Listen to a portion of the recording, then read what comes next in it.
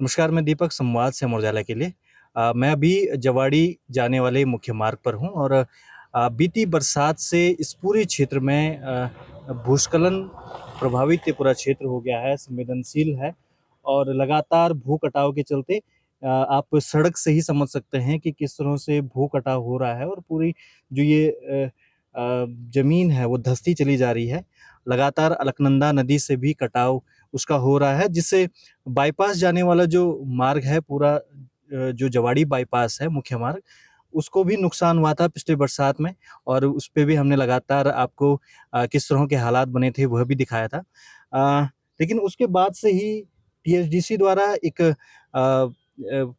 Estimate तैयार किया जाता है, इसकी रूपरेखा तैयार की जाती है कि किस तरह से इस पूरे क्षेत्र को बचाना है। लेकिन वो भी जो एस्टीमेट है वापस भेज दिया जाता है। तो ऐसे में जो ये क्षेत्र है जो अभी भूस्खलन की मार झेल रहा है, लगातार भू-धसाव की मार झेल रहा है।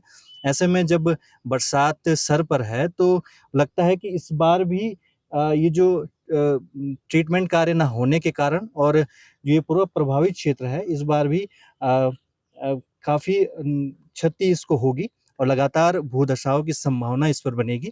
इसके अलावा मैं ये भी दिखाना चाहता हूँ कि आप अगर देखें तो लोगों को लगता है कि जहाँ पर पेड़-पौधे नहीं होते वहीं पे भूस्खलन होता है, लेकिन ऐसा नहीं है। आप अगर देखें तो पूरा एनएच से ऊपर का ये पूरा क्षेत्र हरे-भरे पेड़ और घास से भरा हुआ है और लगातार क्योंकि कटाव जो है नदी से हो रहा है, जिसके कारण इस पूरे क्षेत्र में ये प्रभाव दिखाई दे रहा है। पेड़ होने के बावजूद लगातार मिट्टी खिसकती जा रही है और जब ज़मीन ही खिसक जाएगी तो पेड़ भी कितना उनको बचाएँगे, तो ये भी एक सोचनीय विषय है जिसके पर नज़र डालनी चाहिए। इसके साथ ही अगर देखें तो ये क्षेत्र आज से प्रभावित नहीं हुआ, पहले भी इस पे भूस्खलन हुआ था और आप देखें तो ऊपर जायका परियोजना के तहत लगभग 35-40 करोड़ की ये परियोजना के तहत ये भूस्खलन क्षेत्र को बचाने का प्रयास किया गया। वहाँ पर पानी की नालियाँ बनाई गई और पूरा वो क्षेत्र किसी तरह से रोक दिया गया, लेकिन बावजूद इसके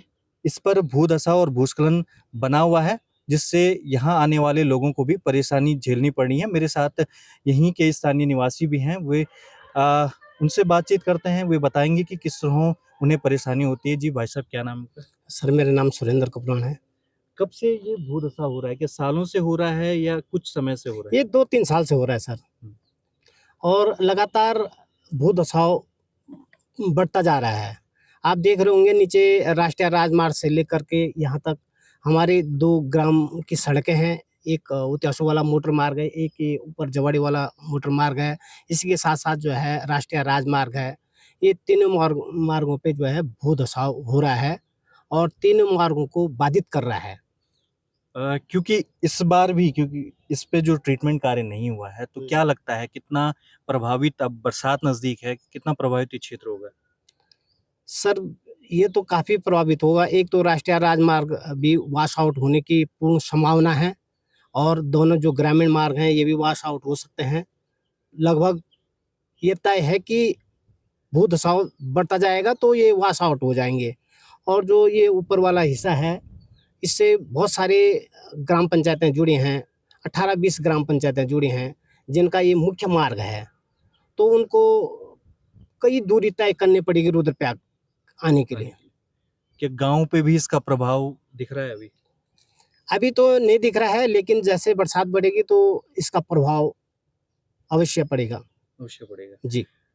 इससे पहले भी क्या ये भूस्खलन हुआ कि जब आप छोटे थे, तो इस क्षेत्र में भूस्खलन देखा था आपने? क्योंकि यहाँ पर ऊपर देखें तो वो भी एक भूस्खलन क्षेत्र बन गया है। कब से ये शुरुआत हुई होगी लगभग देखें तो? अभी तो ये 2-4 सालों से ही हो रहा है। इससे पहले जब हम बचपन से तो पैदल ही आते थे इस मार्ग पे, कभी ऐसा नहीं देखा गया। हुँ, हुँ। लेकिन ये नदी के कटाव से धीरे-धीरे जो है ये बढ़ता जा रहा है। आने वाली बरसात में इसके आसार ज़्यादा लग रहे हैं। यदि अगर बारिश ठीक-ठाक हुई तो ये भू-धसाव बढ़ता जाएगा। बढ़ जाएगा, तो नदी से लगातार कटाव हो रहा है। जी, नदी से ये कभी-कभी तो सर्दियों में भी बैठती है रोड हमारी। अच्छा। जी। तो आप ने तमाम बातें सुनी कि लगातार ये क्षेत्र संवेदनशील बना हुआ है और भूधसाव की चपेट में अगर जल्द ही इसका ट्रीटमेंट नहीं किया गया, इस ओर कदम नहीं बढ़ाए गए, तो हो सकता है कि आने वाले समय में तमाम इस क्षेत्र के जो ग्राम पंचायतें इसे मुख्य मार्ग भी है, उनसे जुड़ी हुई हैं, तो उन्हें भी परेशानी भविष्य में उठानी पड़ सकती है।